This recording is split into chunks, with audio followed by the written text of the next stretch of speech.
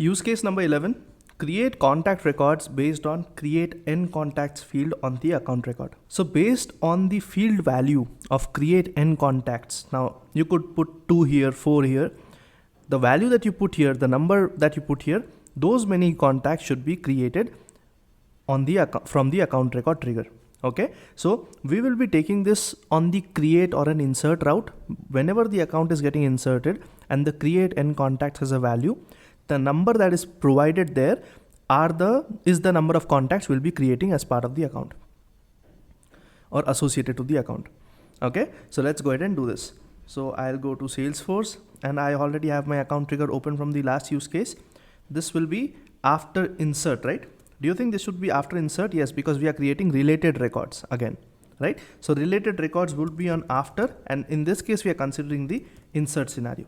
Okay, don't worry about update and all of the other things. For now, just take this as insert scenario only. Okay, let's copy this and let's say if trigger dot is after and it is insert, right? So I'll say insert, this is after. Okay, and this will be handle after insert activities. After insert, I don't think we have trigger dot old map, so I'll just say trigger dot new. Okay, so I'll just save this. This will not save up because the method is not defined yet on the handler. So I'll go to the handler, I'll copy an existing method, paste it here, and I'll say handle after insert activities. If I save it, this will still not save up fine because this method should not have old map. Let's save this now and let's save this particular trigger now. Okay, all looks good. Let's jump into our use case. So the very first thing we do is we iterate over our variable, right? That's standard thing that you do every time. So I'll just start with that. And now what do I want to check? I want to check if the current account that's being inserted, the create n contacts field is not equal to null, which means that a value has been put in for this particular field, right? Let's try to save it. Yeah, this saved up fine. The field is created. I created this field just a while ago. I'll show that to you. Let's go to account fields and there should be create n contacts field. Okay, I just created it a while ago. So what I'm trying to say here is if create n contacts field is not equal to null, which means the user has put in a value, right? So what I want to do is I want to create a map of account with contact size dot put. I'll just put the account ID here and then I'll put the account dot create n contact field value. Okay, I'm just storing it here. I'm not sure how would I be using it, but for now let's store it. Okay, or let's see if I don't even need a map. Let's see if I can do things here only. Okay, I'll just check that out. What does it say? It says that the map does not exist. Let's get rid of this particular map.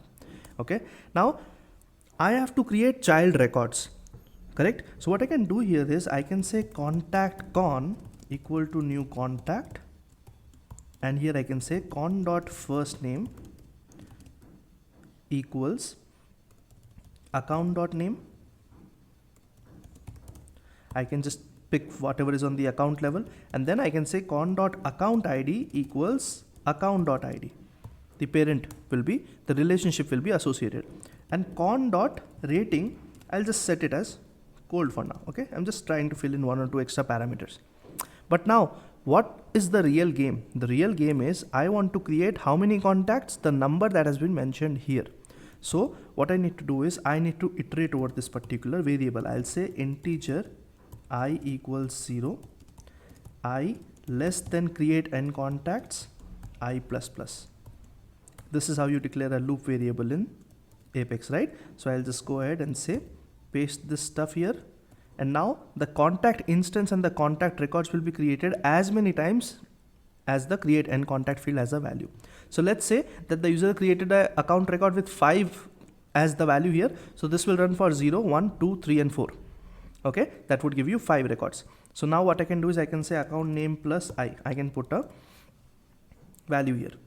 Okay, this would be my account name. Now here it's giving me an error. It says variable does not exist. The variable does not exist independently. It has to be acc dot, because I'm using the instance here to fetch the field.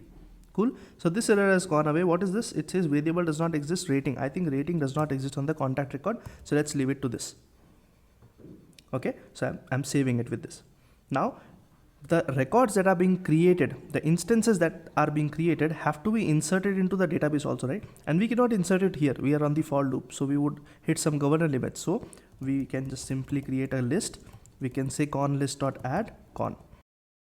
So you see, I did not need the map after all. I thought I would, but I did not have to. I just was overcomplicating it without any reason.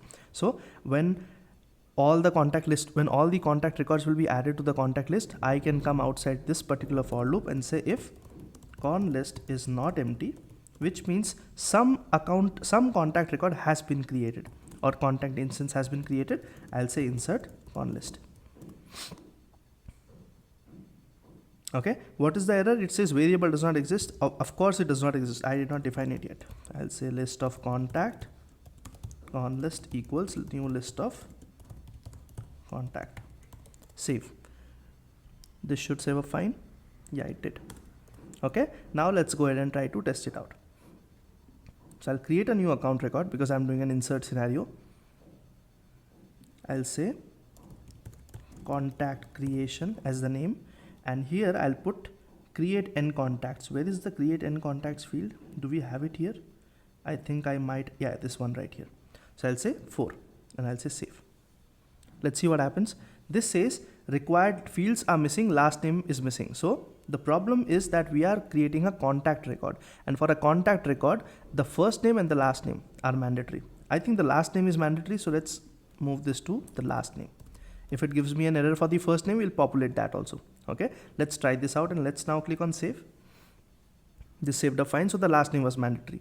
And now if you take a look, if we go to the details tab, this is your account, of course, and if I go to the related tab, you see 4 contacts have been created based on the number I put on my account record. What did I say here? I said the create n contact should be